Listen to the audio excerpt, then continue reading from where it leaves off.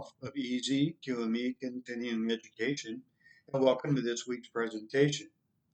Now, today I present the final installment of a two-part series that discusses the impact of an increasing number of psychiatric claims that have been filed in California's workers' compensation system. Last time, we touched on the financial impact and the major factors influencing this increase in the psychiatric claims. Today, I'd like to compare the differences between filing a physical injury versus a psychiatric injury in the workers' compensation system. If you're not aware of the differences, I think you'll be surprised at these very stringent requirements that a medical professional must follow when filing a psychiatric claim. First, I wanted to present to you the following sources that I referenced when producing this presentation. Feel free to copy and paste these links into your browser if you'd like to read more about the requirements involved when filing a psychiatric injury claim in California workers' compensation system. Now, a short review. The last time we learned, the physical injury claims continue to comprise the majority of workers' compensation claims in California, but their numbers have remained relatively stable. With regard to psychiatric claims, they're actually on the rise both in number and as a proportion of total claims. Now, some factors that influence these increases are a greater awareness and reduced stigma around mental health, some legislative changes facilitating these claims for certain occupations, and we're going to discuss more of that today, and workplace stressors and external factors like the pandemic. Now, financially and operationally, their impact, we see that there was an increase in psychiatric claims. These pose challenges for the workers' compensation system in terms of cost and claims management. So let's get started. Now, filing a physical injury workers' compensation claim in California really does differ significantly from filing a psychiatric injury claim. Primarily, it's due to the nature of the injuries and the legal requirements involved. In the next several slides, I'll provide you a detailed comparison of these two filings to help you understand the key distinctions. Now, first of all, we're going to discuss the burden of proof. In a physical injury claim, tangibility is an issue. Okay, you have physical injuries that are often visible and can be documented through medical imaging, reports, and observable symptoms. You also have pretty standard proof. You need to show that the injury occurred during the course and during the scope of employment, AOE, COE. You also have an issue of causation. Direct causation exists between work activities and the injury, and it's usually pretty straightforward. Now let's compare this to psychiatric injury claims. First of all, you have the subject of subjectivity. Psychiatric injuries are internal and can't be seen or easily measured. Additionally, as a result, there's a higher threshold. And in filing these claims, you must demonstrate by a preponderance of evidence that a work-related events were the predominant cause, and it's at least 51% of your psychiatric condition. Now compare this to what a significant injury would be for a repetitive issue or a CT injury. It is a 1% threshold. Here you have a 51% threshold. And finally, a detailed evidence. Now, this requires comprehensive medical evaluations from psychiatrists or psychologists and a thorough documentation of the work-related stressors.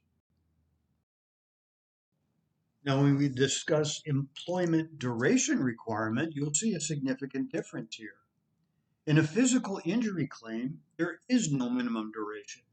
You can file a claim regardless of how long you've been employed. Even injuries on the first day are eligible.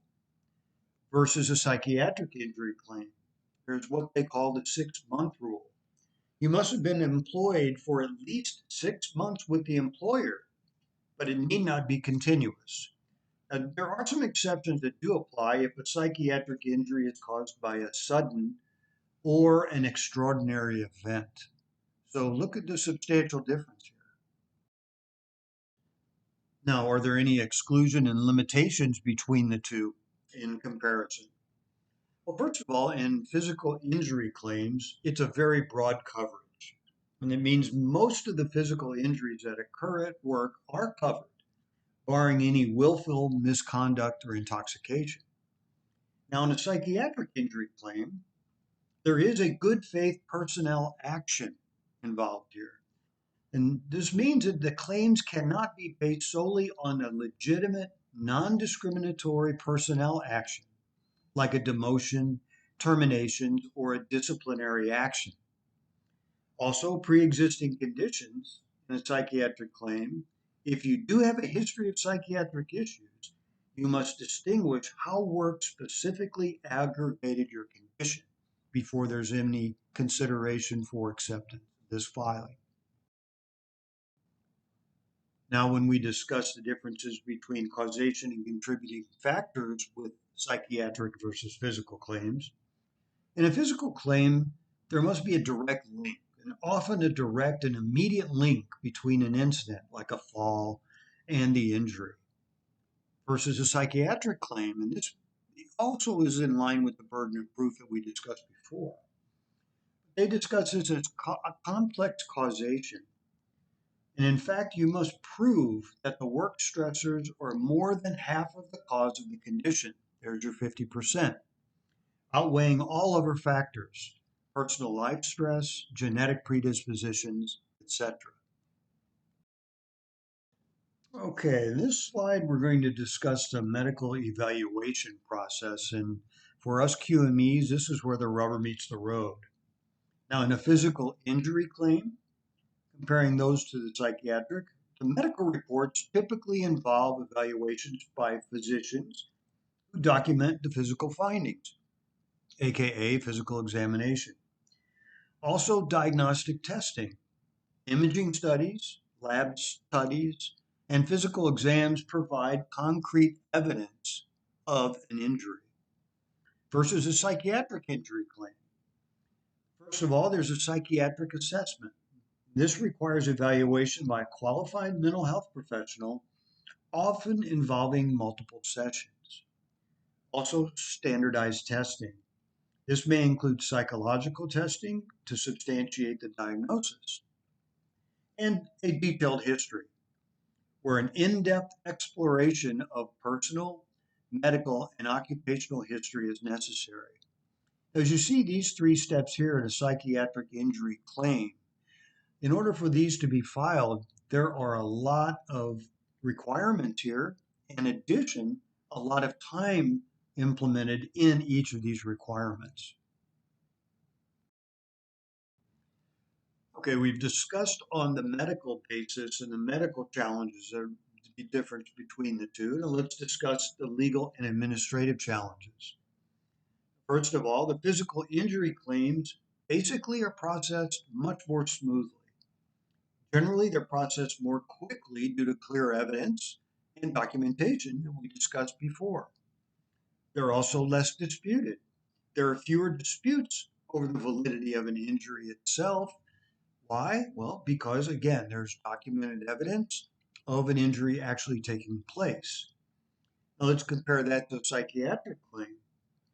First of all, there are higher denial rates in this type of claim because the employers and the insurers may challenge these claims more vigorously. Additionally, there's more incidents of litigation. There's a greater potential for legal disputes that require representation due to the complexities of these filings. And finally, the documentation demands. This necessitates meticulous record keeping and evidence gathering. Now, add this with the standardized testing I mentioned before, and the documentation demands are very, very strenuous and very meticulously applied here in order for a claim to be a valid claim. Now, what about differences between benefits and compensation? Well, physical injury claims, the medical treatment is basically covered for all reasonable and necessary medical expenses. Additionally, temporary disability exists where there are payments that are made to you while you recover and cannot work. Also, permanent disability. There's compensation that is based on the degree of a lasting permanent impairment, aka a determination by a QME.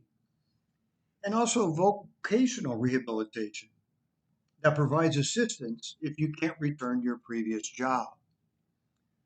Now, in psychiatric claims, medical treatment includes therapy, counseling, and medications. So a little bit different here. Temporary disability, there are very similar provisions, but the periods may be longer due to the nature of recovery versus a physical injury recovery. Permanent disability, they're challenging to quantify, and this does require careful assessment of the impairment. And this is where much of the litigation comes in. And also, vocational rehabilitation may be more complex due to the potential limitations in the various work environments. Now, let's discuss the impact of legislation in California. In physical injury claims, legislation is pretty well stable. The regulations are stable. And that's generally governed by well established laws with minor updates as compared to psychiatric injury claims. The legislative changes in recent laws like the Senate Bill 863 and Senate Bill 542 have really altered the landscape. First, Senate Bill 863 was implemented in January of 2013, and it was aimed to increase benefits for injured workers while they were controlling the rising system costs as well. Restrictions on psychiatric add-on claims, that was a big part of this. And these restrictions eliminated permanent disability increases. How did they do that? By prohibiting increasing permanent disability ratings by just adding sleep dysfunction or sexual dysfunction or psychiatric disorders resulting from a physical injury. Now, there were exceptions to that, and they allowed these exceptions if the physical injury was a catastrophic one or if the psychiatric injury was a direct result of a violent act. Now, in Senate Bill 542, it was implemented most recently in January of 2020. And this bill creates a rebuttable presumption that post traumatic stress disorder, PTSD, in firefighters and police officers is work related. Now, this can increase the cost for the state and local governments by a lot. And it also sought to reduce the stigma associated with the filing of mental health claims and encouraged care seeking among first responders. Now, let's touch on recoveries for both of these injuries. In a physical injury claim, there is a focus on rehabilitation in the form of physical therapy, surgeries, medical interventions that aim for a bodily recovery, a physical recovery. And also, it's a pretty predictable healing. These recovery timelines can often be estimated just based on the degree of the injury and type of injury. Let's compare that to the psychiatric injury claims.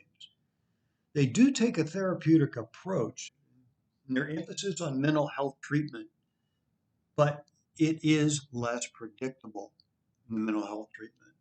And also, the recovery is not a predictable, it's a variable recovery.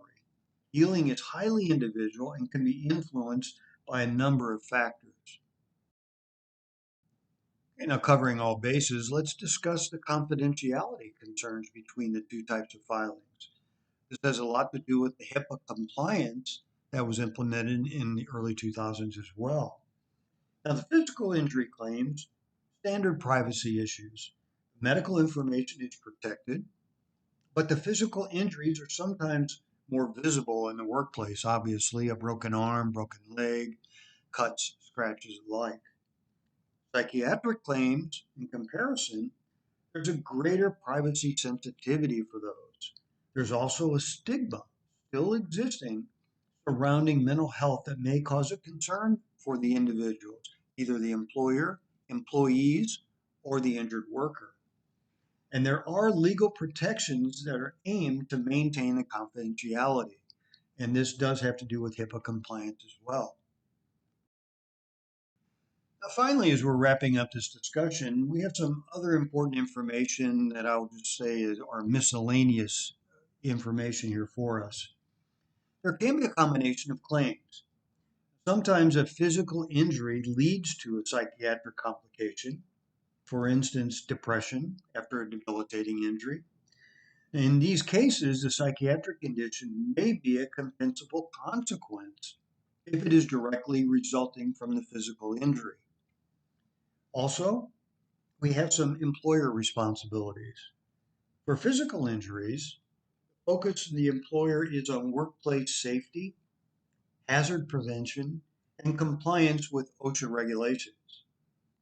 Whereas in psychiatric injuries, there's an emphasizing creating a supportive work environment, implementing stress reduction programs, and addressing workplace harassment or bullying promptly.